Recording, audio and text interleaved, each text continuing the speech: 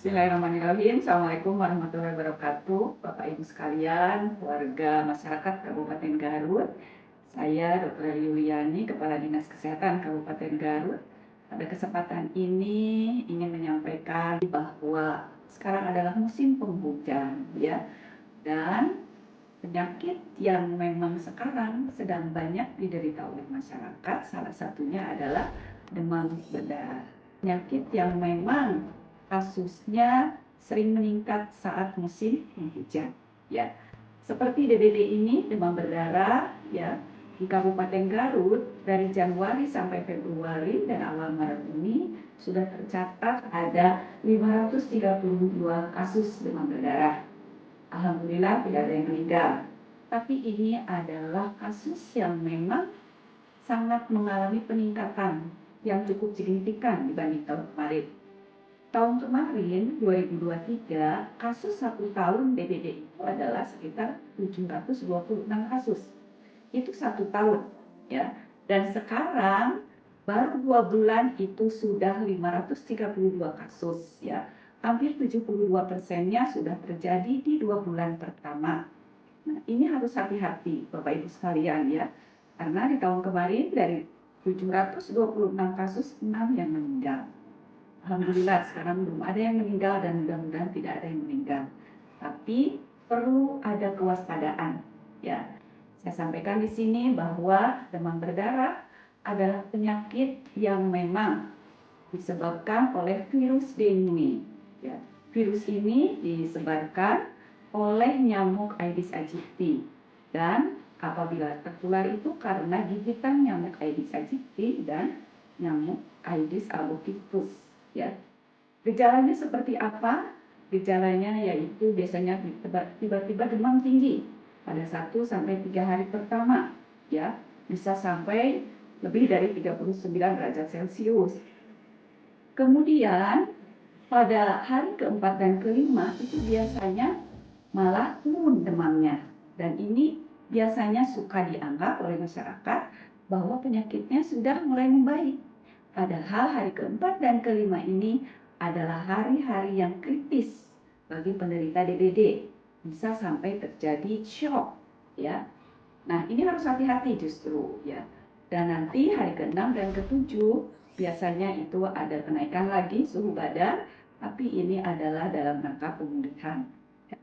Apabila Bapak Ibu sekalian atau anggota keluarganya ada yang mengalami gejala demam tinggi, segera datang ke fasilitas kesehatan untuk diperiksa. Apalagi kalau demam tersebut disertai gejala sakit kepala, kemudian ada ruang bintik-bintik merah di kulitnya, kemudian juga ada mimisan atau gusi berdarah, ya. Kemudian juga nyeri sendi, nyeri otot, itu terus ada juga mual, ya. Nah, itu harus segera dibawa ke fasilitas kesehatan untuk segera ditangani, ya. Dan bagaimana upaya pencegahan dari demam berdarah ini agar kita tidak terkena, keluarga kita tidak terkena? Yang harus dilakukan adalah kita itu harus melakukan gerakan 3M+. Apa itu 3M+? 3M+ adalah satu, ya, menguras. Jadi kita itu harus menguras, menyikat semua tempat-tempat penampungan air.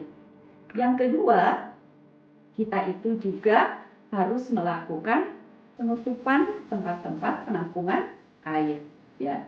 Yang ketiga, yaitu kita itu harus mendaur ulang apabila ada barang-barang bekas di sekitar kita dan itu menjadi tempat menggenang, ya, air hujan, ya, biasanya di musim penghujan ini itu harus didaur ulang. Dan plusnya apa? Plusnya kita itu harus menghindari gigitan nyamuk dan juga mencegah penyebaran dari atau berkembang biaknya dari nyamuk, ya. Dengan cara apa? Salah satunya yaitu dengan menggunakan abate pada penampungan air. Abate bisa didapatkan oleh Bapak Ibu sekalian, bisa beli di apotek atau di puskesmas, bisa meminta ke petugas di puskesmas, ya, karena itu bisa membunuh larvasida, ya. Itu adalah larvasida sehingga bisa membunuh larva nyamuk, ya, sehingga dia tidak berkembang menjadi nyamuk dewasa. Kemudian juga kita itu harus menggunakan obat nyamuk ya. Kemudian harus menggunakan juga penutup atau tirai, ya. Tempat tidur itu bagusnya menggunakan tirai ya agar tidak masuk nyamuk. Kemudian juga kita harus menjaga jangan sampai kita menggantung pakaian-pakaian ya dengan bertumpuk-tumpuk banyak ya pakaian-pakaian kotor. Simpanlah pakaian-pakaian kotor di tempat yang memang tertutup. Kemudian kita juga harus melakukan gotong royong ya di sekitar lingkungan kita agar tidak ada lagi genangan-genangan air. Ya, kemudian juga kita harus melakukan sama-sama melakukan gerakan pemberantasan dari sarang nyamuk ini. Ya. Dan saya sampaikan juga sebetulnya fogging bukan satu-satunya untuk mencegah penyebaran dari nyamuk Aedes aegypti.